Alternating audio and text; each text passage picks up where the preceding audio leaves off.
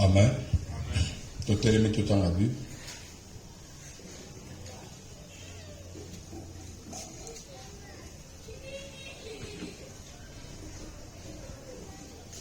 Matthieu chapitre 2.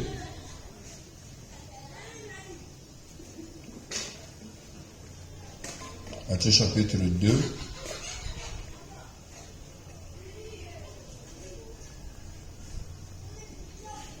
Verset 11. Natangi na kombo na Yesu.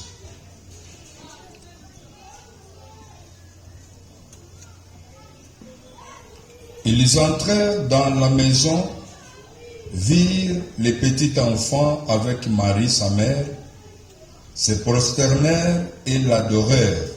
Ils ouvrirent ensuite leur trésor et lui offrirent en présence de l'or, de l'encens et de la myrrhe. Amen. Tofandi. Koloswa pambo la Bible. Alléluia.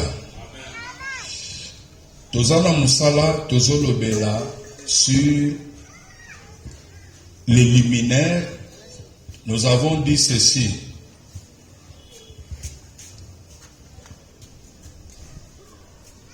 C'est quoi les liminaires? Les liminaires sont des sources de lumière. Amen. Nous avons combien de sortes de luminaires? Nous avons 3 sortes de luminaires. Le premier grand luminaire, c'est quoi? Le soleil. Deuxième petite luminaire, la lune. Et troisième, les étoiles. C'est-à-dire nous avons 3 types de luminaires, des sources de lumière. Amen. En partant de ça, des 3 sources, Zambene Mutu Asaliam, Zambene Chango, na objectif songolo. C'est pas pour rien Zamba Tchakiango, Ache ba luminaire wan. Eye bana ko diriger, ko kamba, et puis eye bana ko éclairer via batu. Amen. Nazoke nango vraiment facilement pour tout comprendre bisonios. Mais tozo mona Joseph siko azoya kolota ndoto, et ndoto Joseph azolota azoro baboy. Nandoto nanga namoni le soleil, la lune et les 11 étoiles se prosternaient devant moi. Or, si les 11 étoiles se prosternent devant lui, donc lui, il est qui? Lui-même aussi, Aza, une étoile. C'est-à-dire Aza 12e étoile, parce que Aza qui 12 fils. Je ne sais pas si vous comprenez. Mais il y a moni 11 bazoku mamelaye na soleil et la lune. Et tant que moni vision wana Bible zoloba papa na ye Jacob a gangelie. C'est quoi avec tes songes? Et ça nini yango biloko yo zolota. Même papa na ye mutu na Nzambe est dérangé quand même. Que biloko ni moni zolota. Papa zoke ne plus loin pour na koloba. Tu veux dire que moi, le soleil c'est moi ton père, la lune c'est ta mère. Et les 11 étoiles, donc même son père est dérangé qui est. Et ça, la personne qui comprendre Matthieu. Étoile y a battu, n'est-ce pas na vie à Moutounions. Et c'est loko yo fait ça la valeur à Moutou.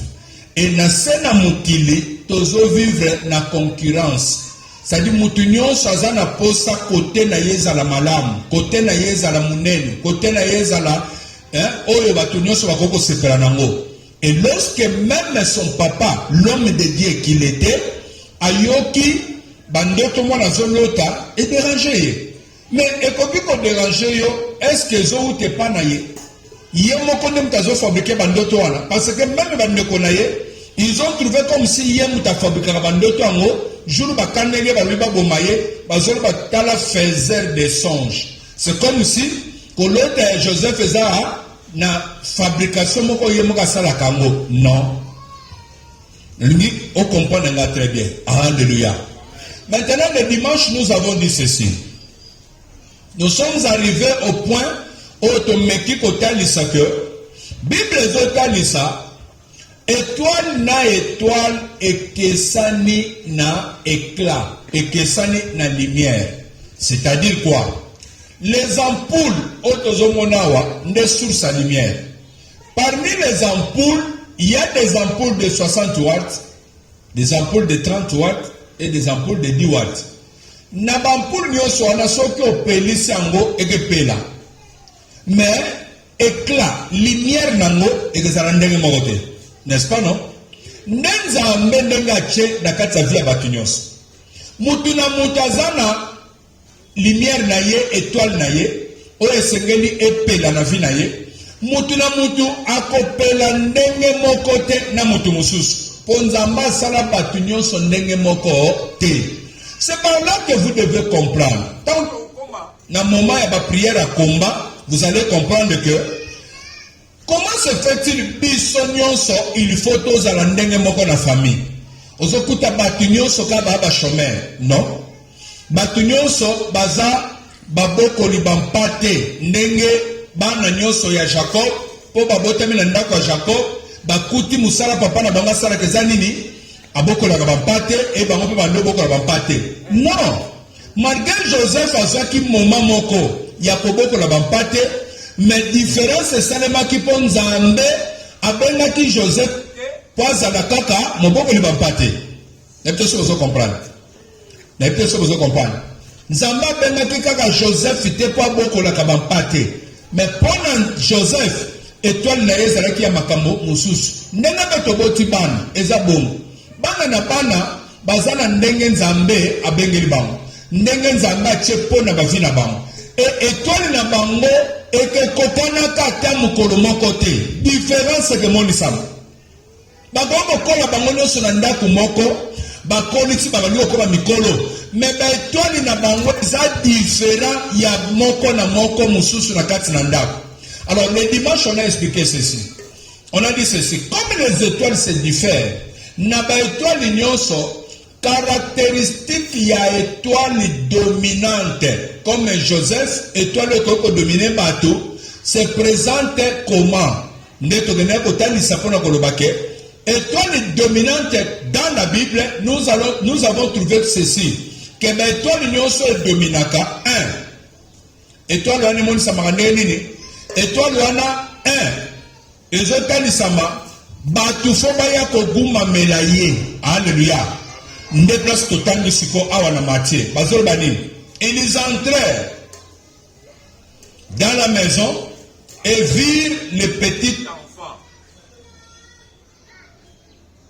C'est un problème, hein? Il y a des courants partout où il y a des eaux bougées. Où il y a des problèmes.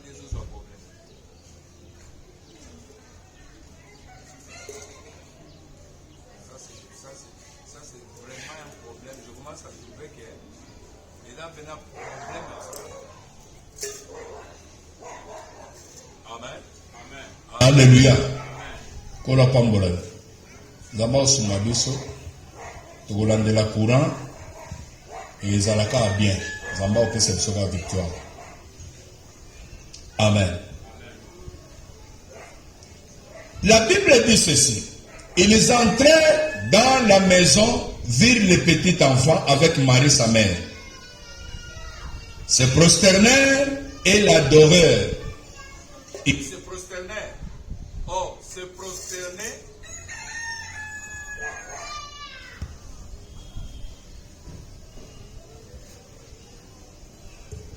Amen. Oh, se prosterner, c'est-à-dire les mages baye kokuma mela Yesu. Bazo kuma mela nani? Motoyo bamoni étoile na ye ya mukonzi ya bayuda. Alléluia. C'est-à-dire caractéristique ya étoile ya Yesu ezako se présenter comment? Il faut benda batu baya kokuma mela ye. Là premièrement c'est ça. OK? C'est-à-dire azozala na étoile oyo batu faut se réunir autour de lui. Il faut dominer bango, batuana ya diriger bango, batuana bayoka kaye. C'est-à-dire catégorie à mutaboy, ce qui boyoki yete, bolandite oya zoloba, c'est difficile pour vous réussir. Nous avons cet exemple pour comprendre. Nzamba zozo Moïse pas délivré Israël.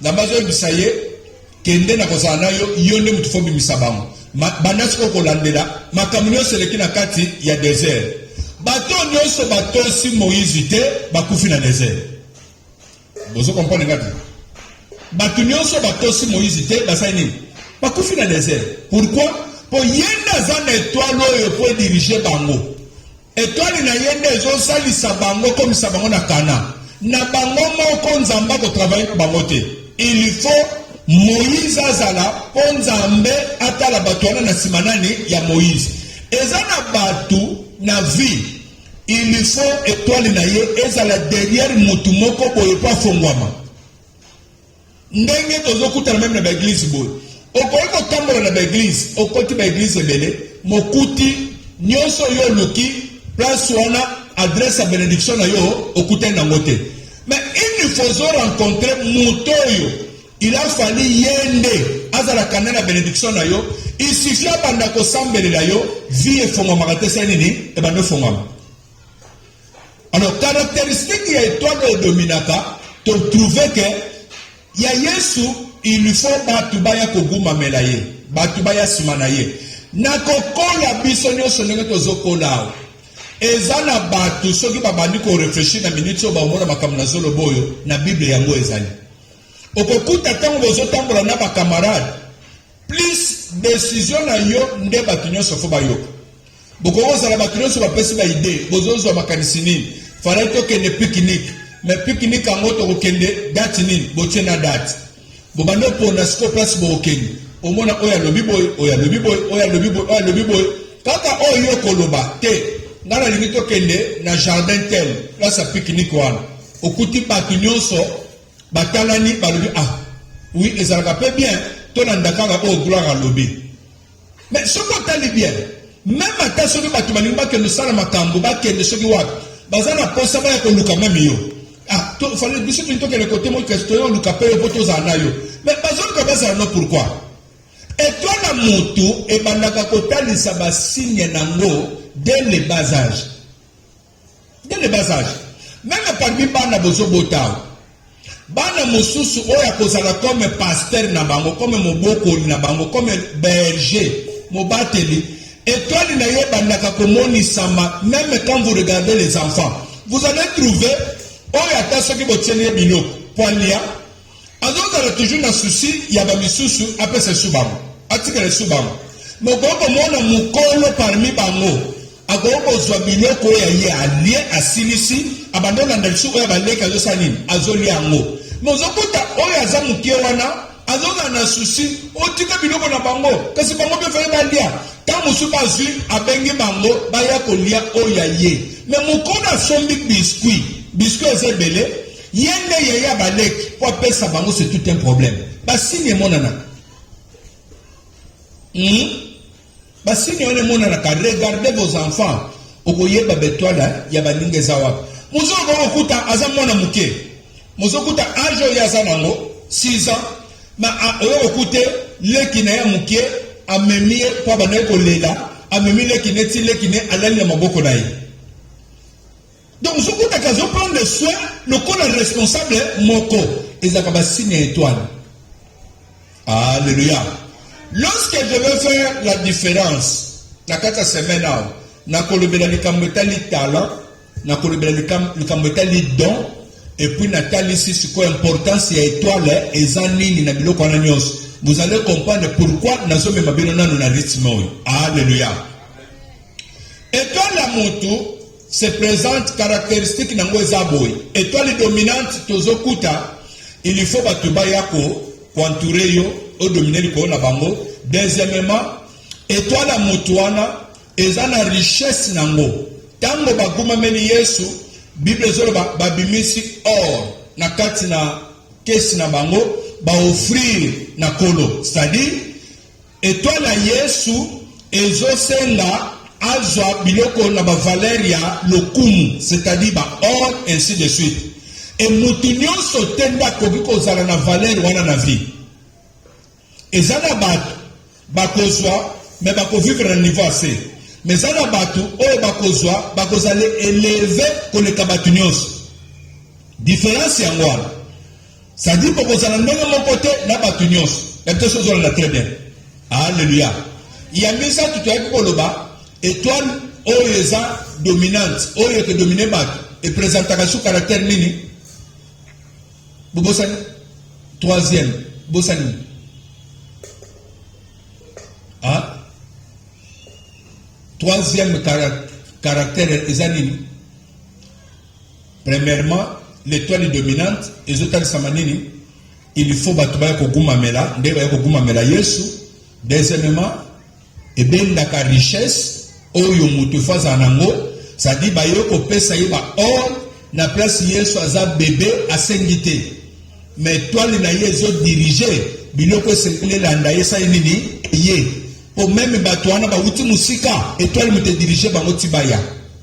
Troisièmement, et tel samananini. Tu vois, tu étais à l'église. Quand on vous dit d'écrire, vous négligez. Quand on vous dit d'écrire, vous négligez. Vous trouvez ça comme si on fait des blagues. Maintenant, je demande, même toi, tu ne sais pas me répondre. Troisièmement, et toi, le que dominer Batou, et toi, ça me rappelle à Nini, et ben naka komba, bitumba. La PC exemple. Et toi, la Moïse, quand la botami, Moïse, il fait ça à Nini. Moïse, il fait sauver Israël. Bitumba, et l'andi bango na tawana foba boma bana mike. Mais nzoka ne satana nzolu kabana mike ba kufa foba boma kanani. Moïse pour Israël bazo sauveté. Na taya Yesu bazo boma pe bana mike pona nini? Po ba éliminer Yesu na kati wana etoloba kiboy. Et toi noyo ekezala dominante. Ba mama bona ndaba sinyo. Obokuta oboti botibana. Mais ana mwana moko oyo yo bota mais tiozo ki zemi na ye ba difficulté ozo na zemi wana na bana nyonso otikala ko mona mote ezala ka pamba te eza par rapport à étoile na bango to pesa que exemple boy to lobi Rebecca zobota te Isaac son mari azluki nzambe sunga mosi na ngazo zemi mosi na zozo zemi ya nini ya mapasa mapasa mibale wana bana wana komona bango badani Jacob na Esau. Siko mama na tanga zumu kumba Bible zoloba zeme bandiko tungisa bazoloba ke bana mibale na kati bazobundana trouble zoza na zemi. Comme c'était pour la première fois que maman wana zo mukumba zo zemi Bible zoloba azongi lisusu pa na nzambe pona ko tuna nzambe azoloba boy. Si tel est le cas, que soit zemi zakande boy, ce que ça boy, pour nini nazui zemi. Tant à kimeli panzambe pas nous kaye ba c'est quoi? Bible zoloba, nzamba zope sa révélation zoloba boy. Des peuples, des nations, et ça la kata li bumunayo. Des peuples bako se séparer. C'est-à-dire les deux nations wana, eza Israël na Palestine. Alléluia. Alléluia. C'est-à-dire les Arabes. Nzambe mutabongisa ngo bongo nzambe mutacheza la bongo atande bozomo na guerre wana nzambe mutasala keza la bongo et que si la rateti mukile kufa nzambe mutacheza la bongo pourquoi pour nzambe atalisaka force na ye na Israël que na mukila tabo libo ignorer que nzamba za rakate mais ce que botali Israël bo mona ndenge nzamba zotambola na bango atonga ko urde otumboli bango omoni présence nzamba.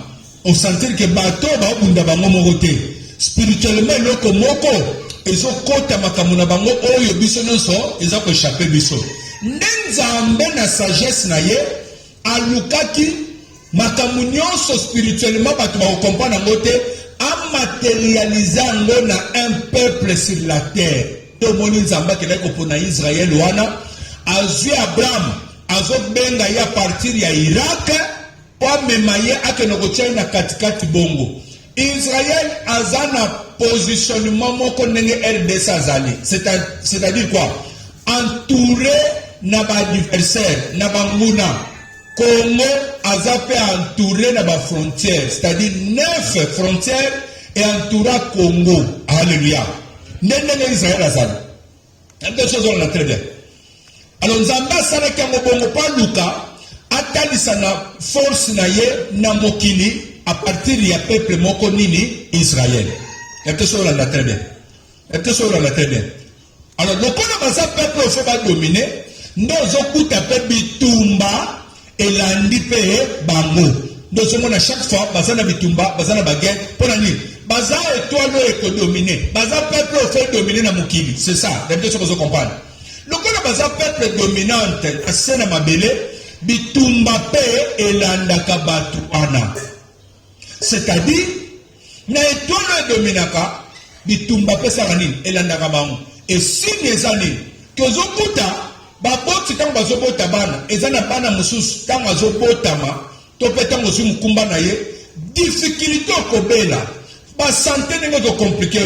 À chaque fois que les akaka ndeti zem ango linget sopan, il faut que le hôpital, il faut voir nos ménages, nos personnes, babeto batonga enceinte, babeto batonga biboy, on a nini, au col les jeunes font maman. Ezaka sokuta bakolo wana nyonso te na makambo wana nyonso te mais zande bitumba ya étoile la mwana wana soit mama kufa soit mwana wana sa nini akufa pona nini étoile na ye munguna azomona ke eza étoile dominante oyo ke ya ko sala makambo na sena mabele lokola étoile wana ezo ya ko dominer bitumba na ye zo banda bo mwana etolobaki ke bato bazaka na étoile au fait dominer batu mususu bazana liwa permanent c'est-à-dire bituma na bango ya liwa ka kufa lobi ezalaka permanent. Alléluia. C'est-à-dire kufa ezalaka musika na bango te lokola liwa ezalaka musika te baza bato faut bazala prida makasi il faut ba mi batela. Il faut pas me battre. Il faut pas la prudence. Amen. Il faut pas me battre la plus, pas à la prudence. Baza bateau ya bilian ya te, baza bateau ya bimera melate, baza bateau ya kosangana sangana te, baza bateau moko esengeli ba s'abstenir, ba mi bombaka pona nini, po bango na vie na bango, premier combat na bango eza esprit de mort. Ils ont il faut éliminer pour mukileti à l'aise. Pour ceux qui azali, il y a qu'à entraîner solution à battre belé, à quoi sauver battre belé, à quoi éclairer battre et belé. Est-ce que vous comprenez? Donc, comment on a bon à Zobotama, vous en avez l'élo, hôpital, lobby, hôpital, oh makile sili, oh maïezo sila, oh boy. Mais tout le monde est pamba, parmi bananios. Okoba ndobete lisolo ezana mwana moko ta tungisa ngai lokola mwana oyo ye kobela tango nyos kobela pamba mais kobela tango nyos no kobela pamba oyo eza di ya quoi à cause ya komba ya étoile na ye. Alléluia. Komba ya étoile na ye et boboti nyonso ezoyeba makambo ne na to explikango ako comprendre comment komema bana na ye na losambo. Comment kosala quand même les offrandes pour ses enfants pour nzambe ya tie étoile kati na bango sani atambola na bango. Pourquoi? Parce que étoile la bateau sur la terre nzambe mutasimbi yango pe nzambe ni mutadirija kango ozala mopagani ozala mutosambelaka nzambe nde fandima akotisa yo na destine na yo na nzelo esengeli na vie na yo po esimba. Est-ce que ça on très bien? Maintenant, nous allons passer dans le bas ce soir, dans le Bélanine. Et toi, la moute, d'accord. Mais par exemple, que ne kotali ça, n'a li kamwetali le liminaire. Ok? Le liminaire. N'a li kamwetali et toi la moute. Il faut et toi la moute, et ça la diriger, et kambama. C'est-à-dire, et toi la moute, il faut ton étoile est kamba vina yo. C'est ça que je vais te dire. Alléluia. Étoile na yo, tant que kamba yo te, ou qu'on réussir péter sur la terre. Or, comme l'étoile de la personne, il faut kambaye, puis il faut éclairer. Pour mouta que ne quoi atteindre éclairage, il y a vinaye, lumière à vinaye, il faut en premier lieu que ton étoile puisse te diriger. Autrement dit, ce que toi na yo dirigé yo te, moyen peut au comme la lumière na yo ezate. Vous comprenez? Posez-vous maintenant la question. Vous êtes dirigé par quoi? C'est clair, non? Vous êtes dirigé par quoi? Ce que toi n'avais dirigé, moyen pour que ne kokoma na lumière vie na yo ezate. Il faut étoile na yo et kambayo et memayo nenge kambi ba mage. Tu comprends la Bible, non? Dans ce sens, on a Matthieu. Bon, simba très bien. Dans la personne qui est malembe pour vous comprendre. Il faut étoile na yo et kamba vie na yo et memayo na nzela yango elingi pour que ne kokutana na lumière na yo. C'est-à-dire, ce que toi na yo est dirigé côté, moi pour atteindre la lumière na yo exacté. Est-ce que vous comprenez? Jamais lumière est qu'on précéder qu'au kambama. C'est clair? C'est clair? Lumière est qu'on y a liboso ya ko kambama te. Nde shekabat. Batu bazonzela abonga mona ndenge nini étoile ne komi, mais batu bazoe bateke en première position, il faut étoile non na diriger na nzela yango elingi pour komisa yo na nini na lumière na yo. Nazana posa to solola bien. Le tout n'est pas de prêcher, mais il faut qu'on prêche pour batu basa nini ba comprendre. Ce qui n'a lobby et que vous comprenez, c'est inutile. N'a lobby boy. Aujourd'hui, les gens veulent réussir. N'a fona bonga, n'a fona réussir. Ma vo bonga. N'est zamba tcheli makambo na vie. Il faut na l'étoile na yo et diriger yo na nzela ya kokende ko bonga. Et nzela yango ke diriger yo. Ils ont dépendre na yo te, ils ont dépendre na ndenge nzamba tcheli étoile na yo. Sote que ça n'enzele ya banzube poti lobi oke no ko sepera eza ndenge nzambe achango. Sote que ça n'enzele ya facilité poti lobi oke no ko simba pesengo kaka ndenge nzamba cheliamo. Mais liboso ya nyonso il faut étoile ne sa nini et diriger yo.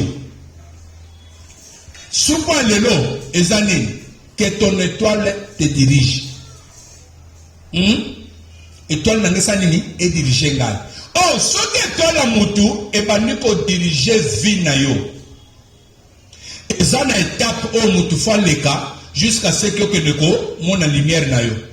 Et cette étape là est un peu difficile na vie chrétienne. Difficile na vie ya batu sikate. Eza na batu bakoko leka na humiliation, eza na batu bakoko leka na ba rejet, eza pe na batu o bakoko leka na situation moko bakuti que makambo eza déjà bien. Akuti makambo eza tambola très bien. Nazo pe sa verset moko. 1 Samuel. Quand vous n'écrivez pas, na omona net na olobaka dans le vide. Po lobita on retourne na bino bo expliquer nga makambo bo kokolo bangote. Amen. Tant vous avez commenté, au Kobosana, nous avons des parties na Simbioyo, il y a des cambetois la moto, des vies, il y a moto sur la terre. Des Nzambe, on fait ça dans la vie. Alors si vous ne maîtrisez pas ça, ça sera difficile pour vous. 1 Samuel chapitre 9. Que dit la parole de Dieu? Nazotanga na kombo na Yesu. Premier verset nazokita. Il y avait un homme de Benjamin nommé Kis, fils d'Abiel, fils de Tseror, fils de Bekorat, fils d'Apia, fils d'un Benjamite. C'était un homme fort et vaillant. Il avait un fils du nom de Saoul. Jeune et beau, plus beau qu'aucun des enfants d'Israël, et les dépassant tous de la tête. Bazoloba, papa wana Kis, mwana na ye komo ezaki nani Saoul.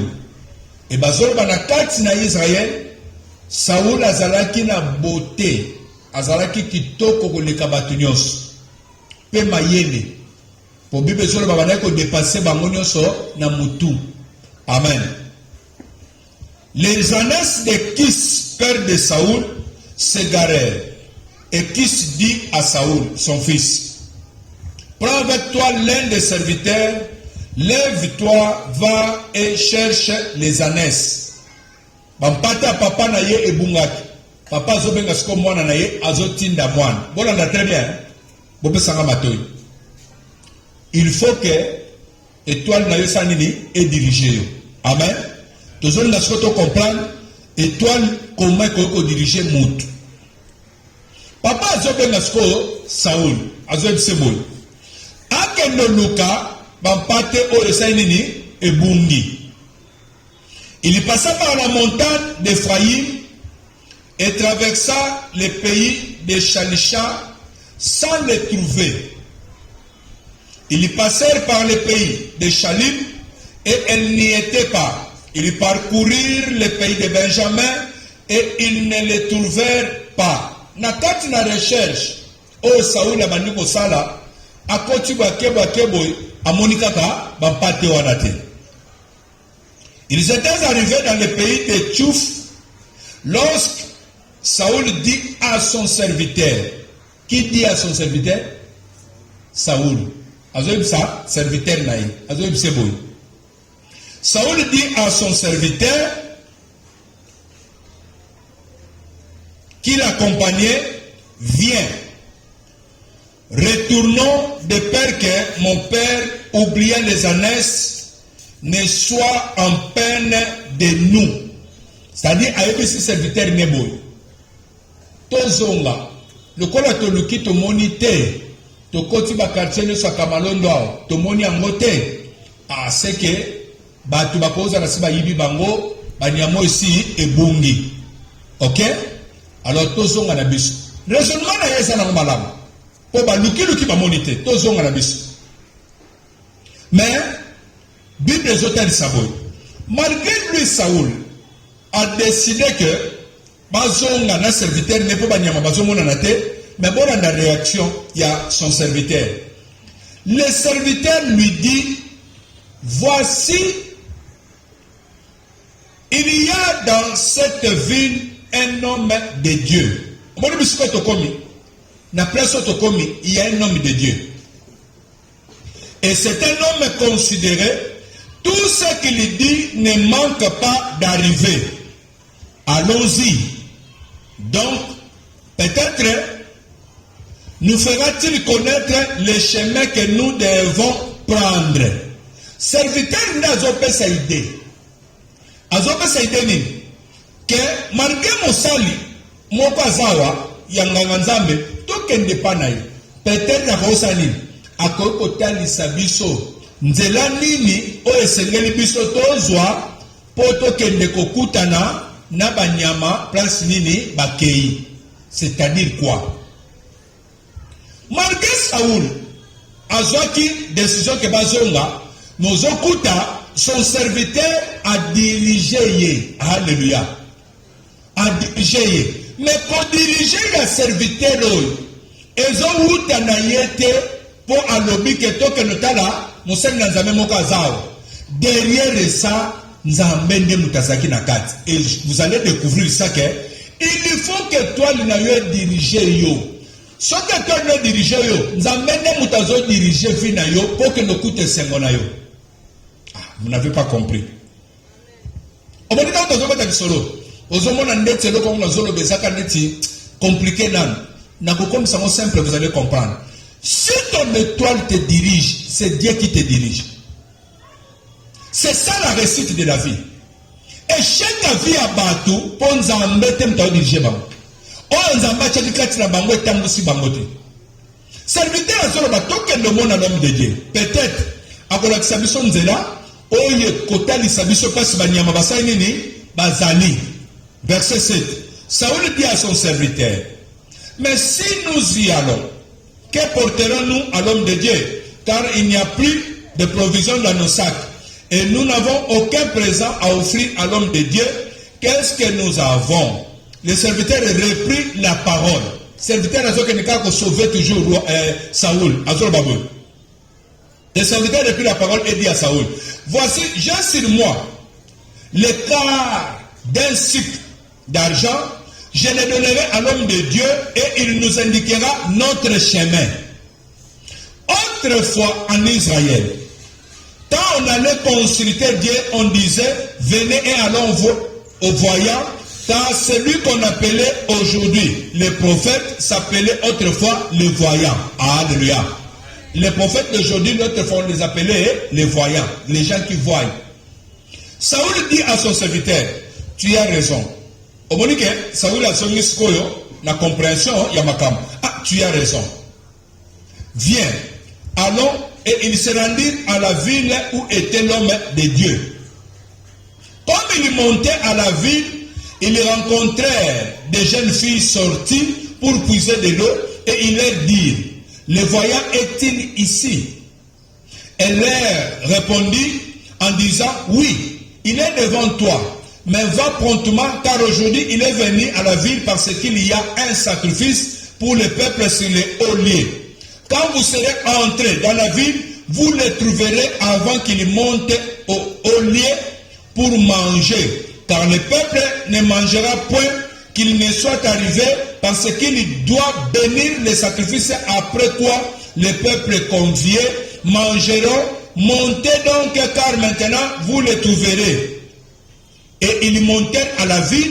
Ils étaient arrivés au milieu de la ville quand ils furent rencontrés par Samuel qui sortait pour monter au haut lieu. Bakutana prophète qui passe au la prière. Or, verset amoureux, c'est Dieu qui était derrière ça.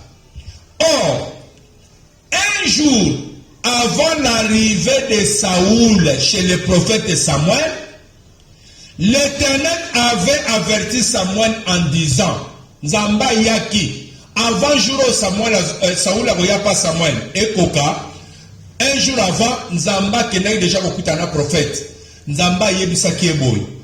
Demain, à 7 heures, au Moniba héros, à 7 heures, je t'enverrai un homme du pays de Benjamin et tu le oindras pour chef de mon peuple d'Israël. Il sauvera mon peuple de la main des Philistins, car j'ai regardé mon peuple parce que son cri est venu jusqu'à moi. Amen. Alléluia. Alléluia. Tu réfléchis ce que vous avez dit. Kobunga ya banyama wana nyose bunga. Nani mutasali ke sala mabongo. Ce qu'il faut comprendre, c'est que vous comprenez matin. Banyama papa na bangwana bunga. Nani muta provoquer et sala mabongo. Pardon? Nzambe muta provoquer sala mabongo. Ne peut-ce que vous comprendre.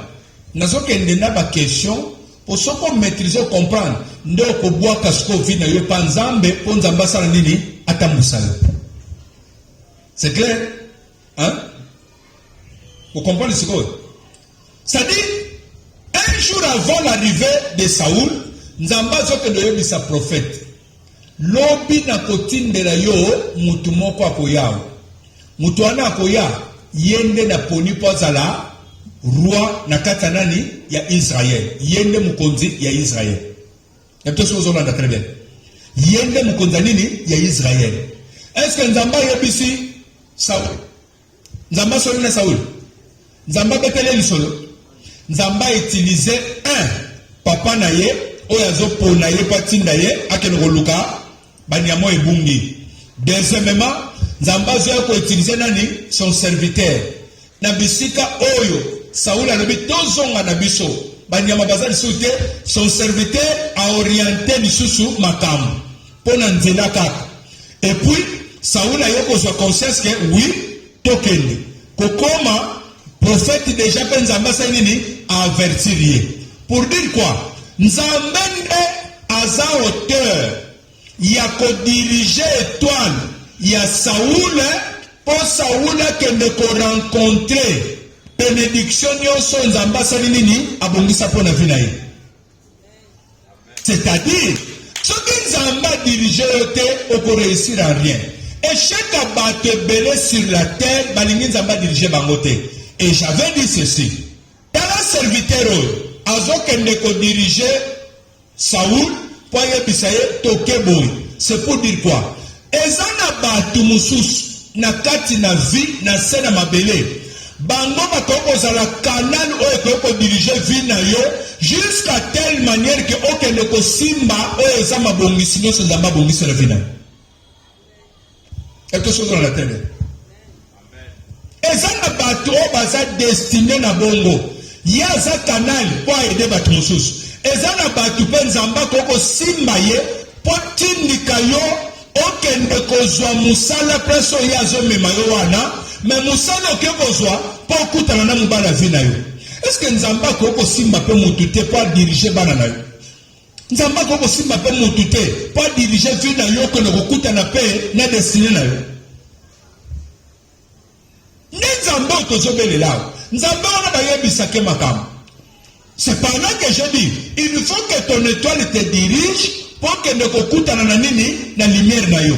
Nzamba dirige ye na recherche ya banes akende koluka bampate jusqu'à kutana na prophète pa yebisa bango kasi nini bampate za. Mais nzoka Nzamba za derrière tout ça ake ko prévenir nani prophète que lobi nazo tindo lo mokonzi ya Israël. Peut-être aux hommes konzi ya Israël. Aux hommes bien peut-être y a une famille. Peut-être y a une solution en famille. Peut-être y a une bénédiction en famille. Peut-être y a une réussite à Batunios. Peut-être y a Joseph et la famille. Mais nous avons utilisé canal. Nous avons utilisé Moutou Songolo pour orienter pour réussir. Moutou wana soka zana vina yo. Bitumbe koko zipaye, bitumbe koko chepe musika, bitumbe koko ekarte bino bokutana te po yo réussite na vie na yo. Ce soir il faut to sambela. Soka zana mutu asa kanali po yo koma na lipamboli na yo. Biso mutu wana nzambe fa fongola ye. Mutu wana sa monana. Mutu wana fa zala oyo akopusa na ti résultat toi mesala nini ekokisama. Nzamba zoke ne ko toucher serviteur. Oh, il faut banga chef na il faut banga patron azala tala loba koloba te mais tel serviteur azoka nokozala na décision ya ba conclusion ba kamioso bazo solola te tozonga te chef na peyao parce que zao prophète mokazala ka tokeni et séduire mokonzi nde basaini bakei oh mais na ça pe na mbongo te to memani n'est pas prophète serviteur azolo babwe te ngana na quelque chose ngande na kopesa tala ezana mutako koloba ngamo na mfuto le taxi poto kende tina ville tokende kaka kopo wana ndenge bazoluka bato na mosala mutu wana ifo mona na vie na yo na zoloba mutu wana fasala nini ifo monana soki ezana bulangeti moko ezipaka bino bokutana te soki ezana dra moko bacha dra wana fo ezika soki ezana miri moko bacha ke bino bokutana ye te miri wana pe kweya. Soki mobali wana nda kobongisa kavi na nga afandaka na États-Unis il faut zwa posa ya koya na Afrique. Nazoloba soki ezanga te mutu na kokende États-Unis ke nzamba pesinga na makoki wana te mais ye mutu azana makoki nzamba kolongole na États-Unis ayoki kaka posa ya na Congo ya kotala famille koya kotala famille na Congo azokutana na yo muteme simba mimbara moko muteme zo simbama ezo yebise mbara moko ke moi sa vie yeyo pe étoile na yo fongwa makate sanini e fongwa lumière na yo engala kate sanini engali lokola biso na suto za ndenge moko te mais ba canal ya réussite ya étoile ya batu nzamba bongisa yango pe nzamba ko eko utiliser ngo po vie na yo changer tika malobo na so ba ce soir ekokisama na vie na yo nazo continuer pour rendre très bien tolobike. Il faut que ton étoile te dirige. Nzamba dirige étoile nani ya Saoul. Ti Saoul azoya kokuta na nani na prophète. Boka prophète makambo azoloba na Saoul. Azoloba boy. Lorsque Samuel y aperçut Saoul, l'Éternel lui dit. L'Éternel dit à qui? Au prophète. Voici l'homme dont je t'ai parlé. C'est lui. qui régnera sur mon peuple. Dieu parle tantôt d'une manière, tantôt d'une autre. Dieu parle par des visions, Dieu parle par des songes, Dieu parle par la prophétie, alléluia. Dieu parle aussi par les signes, alléluia. Et ça, dans mon à Korozala, alinga bima kende quelque part. Mais tant wa bimi, taxi moko ezo lekana, eye epumbuse liye mai, bilamba nyoso apemba natake sainini, e baby. Mais bazo zele wap, na rendez-vous, il faut akende restaurant pour bakende lia. Mais donc un restaurant ninga kende lia wana, eza pour empoisonner pour kufu. Mais tant nzambe signe azo sala. Alors motoyo Nathan oyeloko ko empêcher les années. Il faut na baby saka bilamba na ye. Taximen abwakele mai, taximen wana ta musuba telemi ba bandi ko swana na mutu wana. Discussion na bango, omoni ndongo baby singa, omoni ndenge na komi, baswani ti elekisie na moye pa kende ezate. Ta musu taximen alobi limbisa tokende na peso solution ya bilamba. Ye pa siliki, ye pa bité. Na kusukola ngonga moko. Donc esali kaka ke lekisi temps pe mutuma yake nzela zo kende ezate. Soit ko bima boye azo beteli bakumoko azoki. Kozoka zoki ta musuka ndenga zo linga kende na douche pa sokola abeteli bakuna ni papa azoki. Pota bena linzake fongwami. So akolata sapatu ndenge ni pa kende rendez-vous. Ça peut paraître comme si douleur est tungisio, OK? Mais douleur est tungisio. Mais Nzambe a empêché que vie na yo okufa te. N'importe chose la nangai. Ça dit Nzambe no bakana ba façon belé, Nzambe no bakana ba lolenge belé, Nzambe zoke ne ko utiliser serviteur ya Saoul. Pour serviteur wana a orienté Saoul tibakene. Et Bible zoke ne ko tandisa ke Nzambe tanga moni orientation de simbi, direction simbi, et que Saoul azoya kwa kene ko luka prophète, Nzambe ake ko kutana na prophète, azoya bisaye lobi na zotinde lo mukonzi. Mukonzi nini ya Israël. Omoni Israël de bande ko loba ke balinga lisute, bango basana posa bachera bango mukonzi mo bazo diriger bango ndenge mukili mo bimbezana bakonzi na bango. Mukonzi na poni yeyo. Oyo moni wana. Yende fotere tuta. Bible zo continue le baboli. Saoul s'approcha de Saoul. Saoul s'approcha de Samuel au milieu de la porte et dit: indique-moi, je t'ai pris où est la maison du voyant. Samuel répondit à Saoul: c'est moi qui suis le voyant. Monte devant moi au haut lieu et vous mangerez aujourd'hui avec moi. Je te laisserai partir demain et je te dirai tout ce qui se passe dans ton cœur. Verset 20. Ne t'inquiète pas des ânesses. Bampate o ebungaki. Nzamba zolo bango pas prophète. Après ce 3 jours. Azolo baboy. Ne t'inquiète pas des ânesses. Komitu ngisate on a bana na mpate o babungaki. Ne t'inquiète pas des ânesses que tu as perdu. Il y a 3 jours. Car elles sont retrouvées et pour qui est réservé tout ce qu'il y a de précieux en Israël. N'est-ce pas pour toi et pour toute la maison de ton père? Voilà dit. Lorsque l'étoile de la personne dirige la personne, en deuxième lieu, c'est-à-dire quoi? En deuxième position, il lui faut mutuana lumière nessa ebima. Alléluia. Ce qu'on bazole baboy. Nzamba dirigé ti aye pas Samuel. Samuel se bazole bisaye boy. Pour faire comprendre lumière avait na yeza nini. Alléluia. Azole baboy. Bambana na pate basi bamona naki. Banes nyoso bungaki, ça fait plus naki. Mais ça penza tena tina na banes. Oye sali ke yoko mao. Prophète c'est pour boy. Et pour qui est réservé tout ce qu'il y a de précieux en Israël? Azol c'est boy.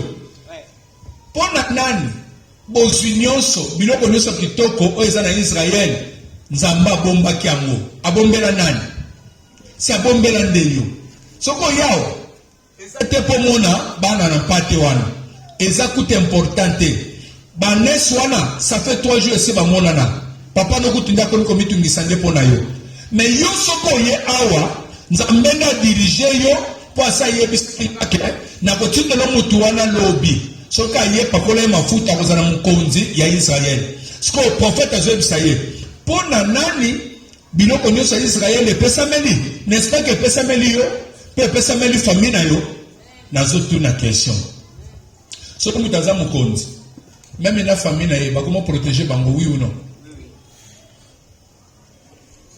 siko bato siko batelemi bazofinga mokonzi wana bazolia kaka bazolia bazokipe biso te bazofinga bible ezoloba mpo na nani biloko wana nyonso eza réservé biloko eza nano réservé mpo na mokonzi ya mboka na famille na ye après nde bino population bosali nini bozwi eza makambo oyo efo bato bayeba mpo baganga te bafingaka te balobaka te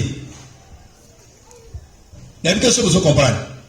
C'est pourquoi ce qu'on coûte pas tout bazo finga bazo chola que envoie-mi a commis riche ou a commis na ba montant tel oui nzambe mutachake za la bongo je veux vous confirmer ça na sauté na commis na chapitre 10 bon là très bien chapitre 10 verset 1er bazo bani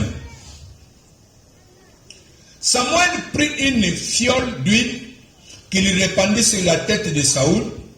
Il le baisa et dit, l'Éternel ne t'a-t-il pas point pour que tu sois le chef de son héritage? C'est-à-dire, Awendeye pona kibokonzi. Amen. Nazo poussa na lissus. Nazo ataba verset, yasuka poto comprendre malmo explication.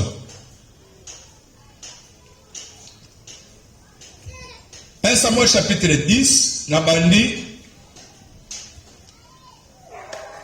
à la verset 20. Samuel fit approcher toutes les tribus d'Israël. Et la tribu de Benjamin fit désigner. Il fit approcher la tribu de Benjamin par famille. Et la famille de Matri fit désigner. Puis Saoul, fils de Kis, fit désigner. On les chercha, mais on ne les trouva point. C'est-à-dire, ba tribu ne se telemi, Zamba Zoloba et pas Samuel. Nazo pona sikoyo tribu nini oyo kezala mokonzi. Nde baponi tribu ya Benjamin. Babengi tribu ya Benjamin ye. Nakata tribu siko na famille ni mwana wana oyo azobimela. Ke pona et pas tata ya Saoul. Nde so bo comprendre. Nde tiko tango baponi bazotu na siko parmi bana na ye. Nani mutago kozala mokonzi. OK? Ebimi Saoul. Mais tant que bimisa Saoul ke yende mukonzi, Saoul na somo wana ya komona ke makambe komo serie ke yende mutapaza mukonzi, akita akobatama esali somo. Alléluia. Ayoki somo wana ki abatami. Tiko Bible zolo baboy. Tant aza désigné batali boye na katsa batu azate. Oh. Mais Saoul a moi sawa. Bible zolo baboy. On consulta de nouveau l'Éternel. Y a-t-il encore un homme qui soit venu ici?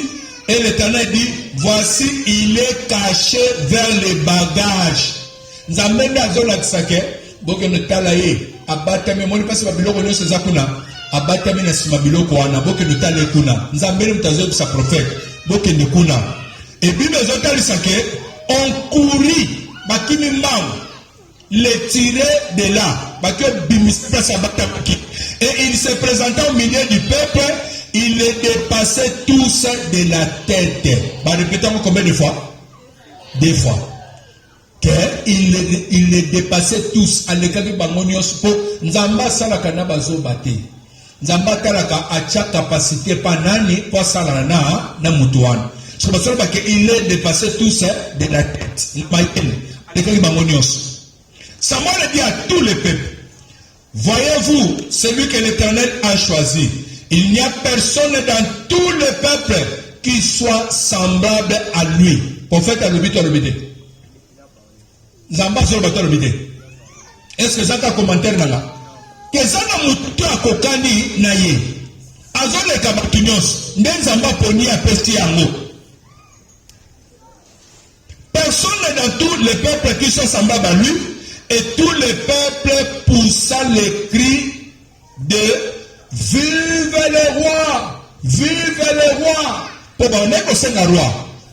Pour qu'on un roi, il a fallu prophète qui a présenté un roi. Et tant qu'on va présenter un mouton, il est capable de niveau de Saoul, et Bible tant qu'on va présenter un roi, Batunio Sobagani, vive le roi, vive le roi. Samuel fit alors connaître au peuple les droits de la royauté. Amen. Les droits yabokonzi ezalaka. Ezo utepa nani epa nzambe. Ke bobo inga ngana kambabino sute. Muto akokoma mukonze pa na bino azana batwa. Botala batwa na yango. Nde Samuel abandi kotalisa bango les droits de la royauté et il l'écrivit dans un livre.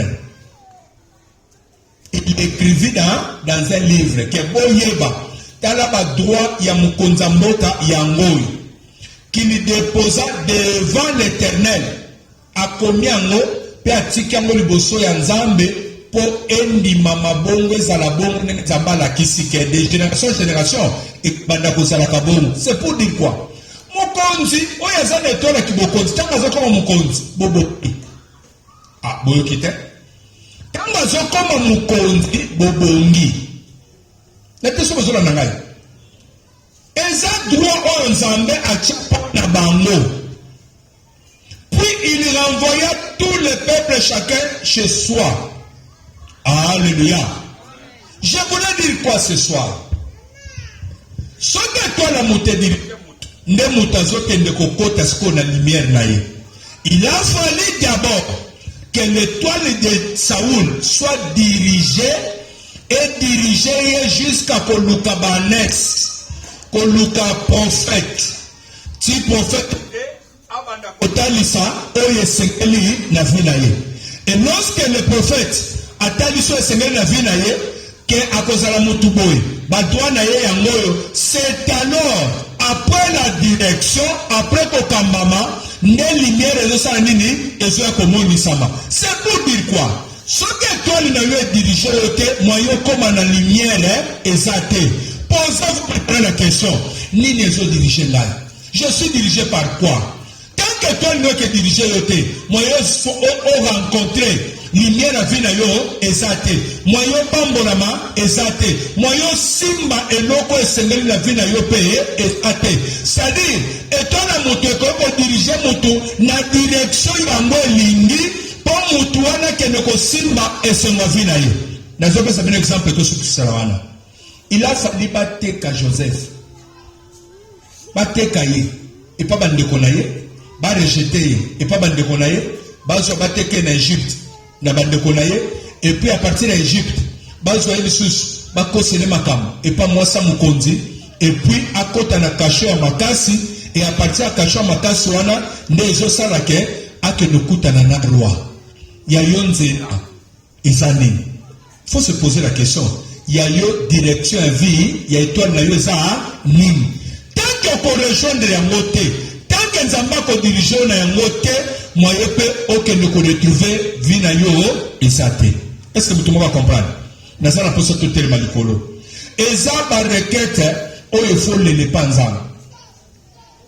Tant que nzamba ko diriger étoile noté, étoile noté orienté noté, et ça difficile pour mon lumière vina yo. Tout le malikolo. Nazala pour ce que nous ça la prière.